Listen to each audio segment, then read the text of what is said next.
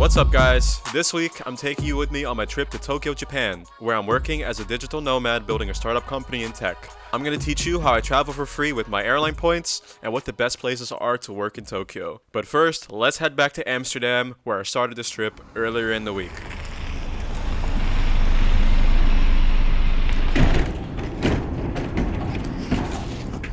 Okay, I'm in Amsterdam right now. I have a flight in 5 hours from Hamburg.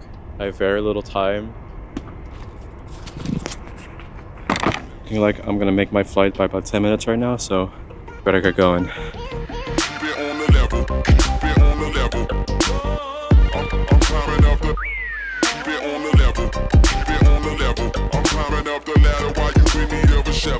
Eventually I made it to Hamburg airport with about 15 minutes to spare, where I had to quickly check in for my flight on to Copenhagen. It turned out that this flight was actually on a propeller plane, which I am extremely frightened of. But all was well, and we soon touched down in Copenhagen, where I would be going on my next flight to Tokyo. Also, I must say that I was extremely tired at this point, so not being allowed access to the SES lounge was not very appreciated. I tried going to the lounge, but apparently flying business class is not enough. I need a gold card. We have a gold membership. So they rejected me. I don't really have a particular reason why I'm going to Tokyo, but I just found a really cheap points flight, and I just recently got 1 million. So the flight's boarding in like 10 minutes, so I'm gonna go.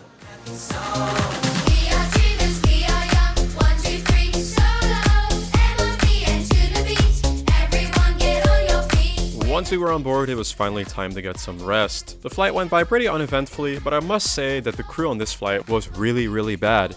One of the flight attendants actually picked up my laptop from the floor and put it in the overhead bin without asking me. He actually damaged my computer and he was not very apologetic about it. Also, the food was pretty mediocre and the service was slow, which is disappointing because this flight can go for as much as $5,000 when you pay cash. Luckily, I only used 50,000 SES points, but I must say that the overall experience was pretty disappointing.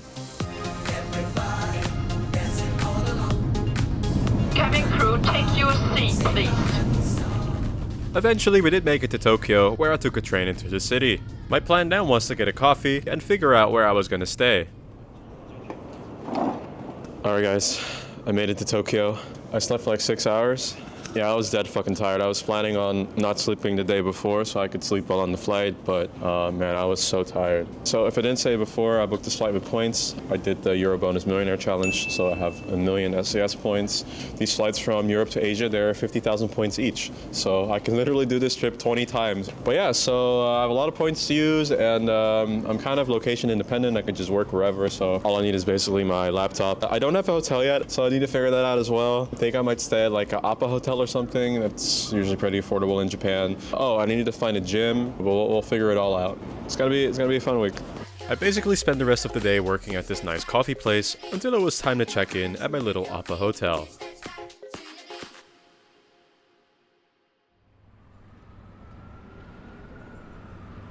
Alright guys, so I just checked into my Appa hotel, as you can see. By the way, if you don't know what Appa Hotel is, it's a super affordable way to stay in Japan. They have hotels pretty much around the country. I think they have like 500 or 600 hotels. Every single room in every hotel is the same. So you know exactly what you're expecting, right? I'm now gonna go to a gym to get a membership there, and then I'll probably head back to the hotel and try to get some sleep.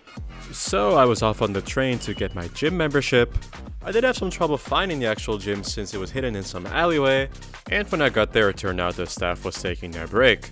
Luckily, eventually somebody opened the door and helped me get my membership. Alright, finally got it sorted. First, they didn't want to give me the membership because I need to be a resident of Japan. It's actually really nice because with Anytime Fitness you can go anywhere in the world. I think they're in like 60 countries or something. And in Japan the membership price is quite cheap. It's like $50 a month. I'm gonna go back to my hotel and sleep. The adventures will continue tomorrow.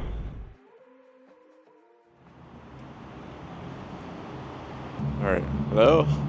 Okay, what's up guys? I actually ended up going out last night with a few friends. Then I slept for like 12 hours, which is the longest I've slept in a really long time.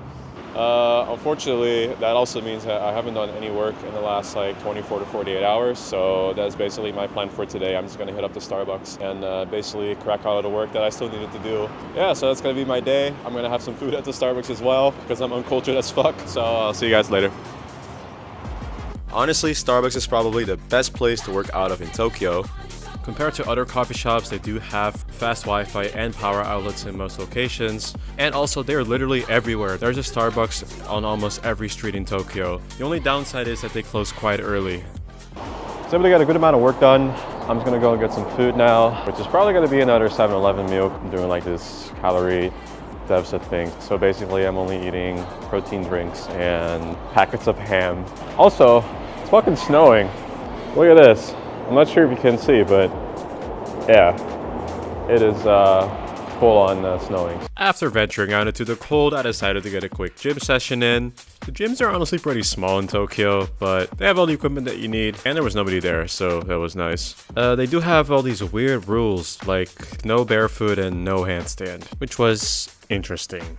Anyway, I felt pretty strong after finishing my workout, and I basically just went back to my hotel to sleep and be able to start the day early tomorrow.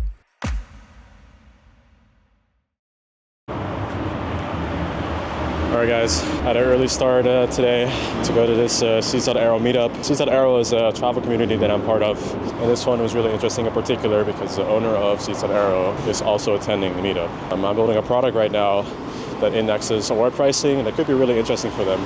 So yeah, I just wanted to get to know everybody. Now I'm just gonna go get some food. There's this cyber cafe slash robot cafe that I want to check out. Also guys, I had so much fucking coffee today. Like, I'm feeling so bloated and caffeinated and hyper energized. I think I've probably had like 400 milligrams of coffee already, and I've only been up for like 5 hours. So, man.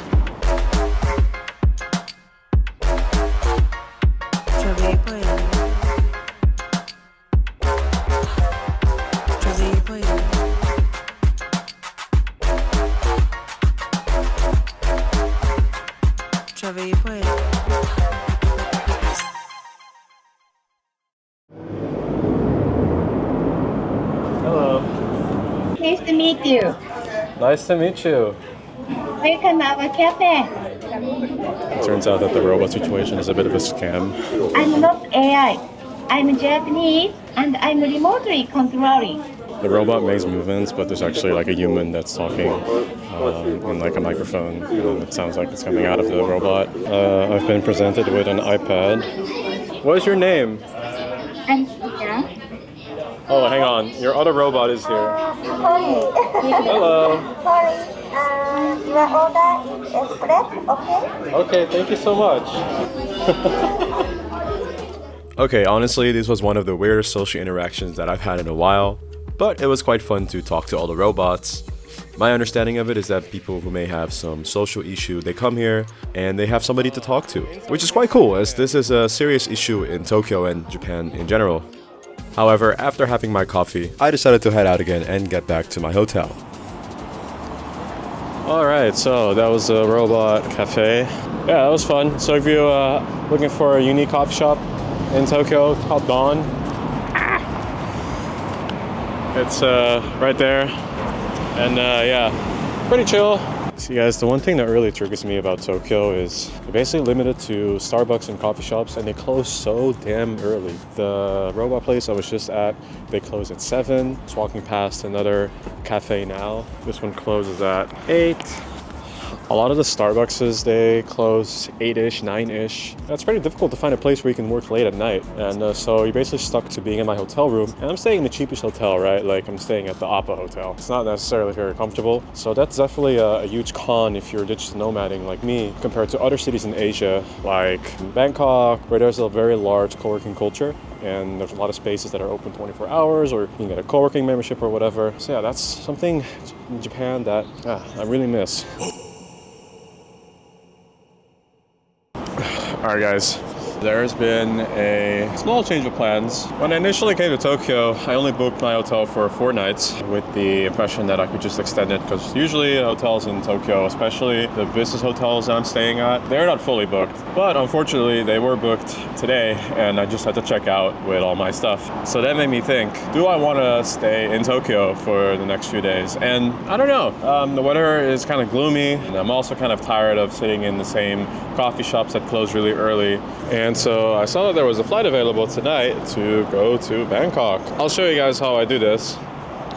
Okay, so basically I use Seaside Aero, and so there's a flight from Haneda to Bangkok, and it is available in business class. Now this is showing the availability for United, but what is the case is that usually when a flight is showing on one program, it is actually also available on other programs. So United would charge 90,000 mileage plus points for this flight, but you can actually book it through Avianca for only 36,000 points. So now what I'm going to do is I'm going to double check, see if that flight is also showing on Avianca, and if it is, I'm going to transfer my Amex points to Avianca and then book that flight.